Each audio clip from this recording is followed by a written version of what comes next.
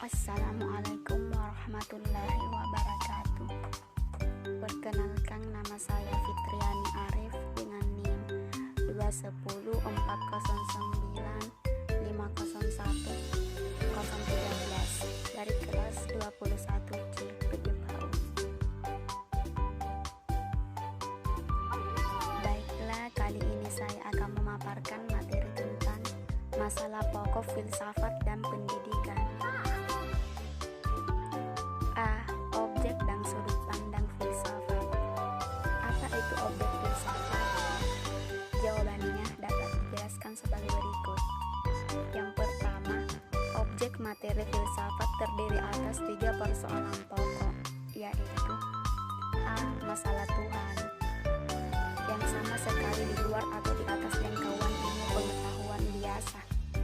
B. Masalah alam yang belum atau tidak dapat dijawab oleh ilmu pengetahuan biasa. C.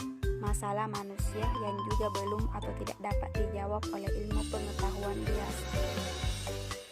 Yang kedua, objek formal filsafat, yaitu mencari keterangan sedalam-dalamnya sampai ke akarnya persoalan, sampai kepada sebab-sebab terakhir tentang objek materi filsafat, sepanjang kemungkinan yang ada pada akal budi manusia.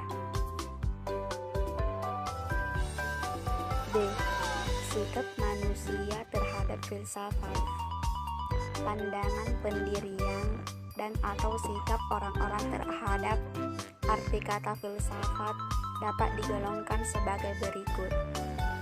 Yang pertama, pandangan yang berpendapat bahwa apabila mendengar kata filsafat, maka terbayanglah di hadapan mereka tentang sesuatu yang sulit.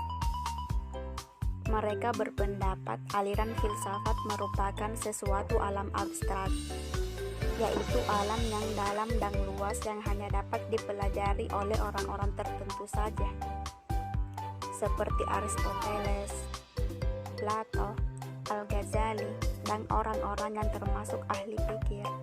Pandangan ini bersifat pesimis terhadap kesanggupan dirinya untuk berkecimpung dalam alam filsafat dan menyerah begitu saja sebelum berusaha.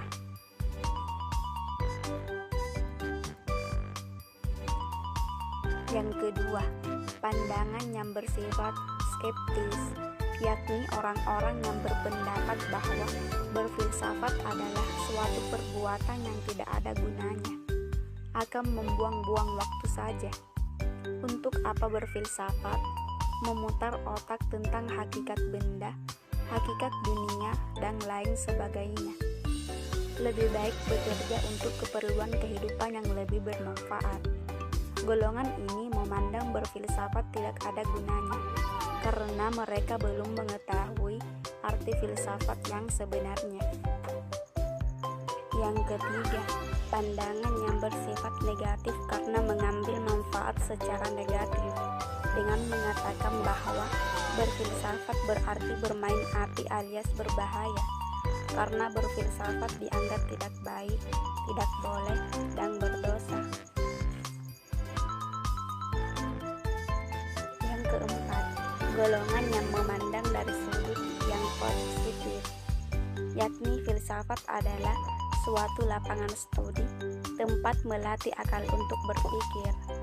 Jadi, setiap orang mempunyai kemungkinan untuk dapat berfilsafat atau menjadi seorang filsuf apabila berfilsafat dilakukan dengan menggunakan sistem dan cara radikal sampai kepada penyebab yang terakhir tentang kenistaan. Filsafat sebagai suatu lapangan studi banyak memberikan nilai kegunaan bagi yang mempelajarinya, antara lain sebagai berikut. Yang pertama, walaupun sedikit, ilmu filsafat dapat digunakan sebagai pedoman dalam kenyataan kehidupan sehari-hari, baik sebagai individu maupun sebagai anggota masyarakat. Yang kedua, bila mana telah memiliki filsafat hidup, pandangan hidup yang mantap yang akan menentukan kriteria baik buruknya tingkah laku yang telah dipilih atas dasar keputusan batin sendiri. Berarti manusia telah memiliki kebebasan dan kepribadian sendiri. Yang ketiga, kehidupan dan penghidupan ke arah gejala yang negatif dalam keadaan masyarakat yang serba tidak pasti akan dapat dikurangi dan dihindari, karena telah memiliki pengertian tentang filsafat hidup. Yang keempat, tingkah laku manusia pada dasarnya ditentukan oleh filsafat hidupnya. Maka manusia terus berusaha memiliki filsafat agar tingkah lakunya lebih bernilai. C. Masalah esensial filsafat dan pendidikan. Dalam tinjauan dari segi sistematik ini, filsafat berhadapan dengan 3 problem utama, yaitu sebagai berikut. Yang pertama, realitas, mengenai kenyataan. Yang selanjutnya menjurus kepada masalah kebenaran. Kebenaran akan timbul bila orang telah dapat menarik kesimpulan bahwa pengetahuan yang telah dimiliki ini telah nyata. Realitas atau kenyataan ini dipelajari oleh metafisika. Yang kedua, pengetahuan, berusaha menjawab pertanyaan-pertanyaan seperti apa hak pengetahuan, cara manusia memperoleh dan menangkap pengetahuan itu, dan jenis-jenis pengetahuan. Pengetahuan dipelajari oleh epistemologi. Yang terakhir, nilai, dipelajari oleh cabang filsafat yang disebut aksiologi. Pertanyaan yang dicari jawabnya antara lain nilai-nilai yang bagaimanakah yang dikehendaki oleh manusia dan yang dapat digunakan sebagai dasar hidupnya.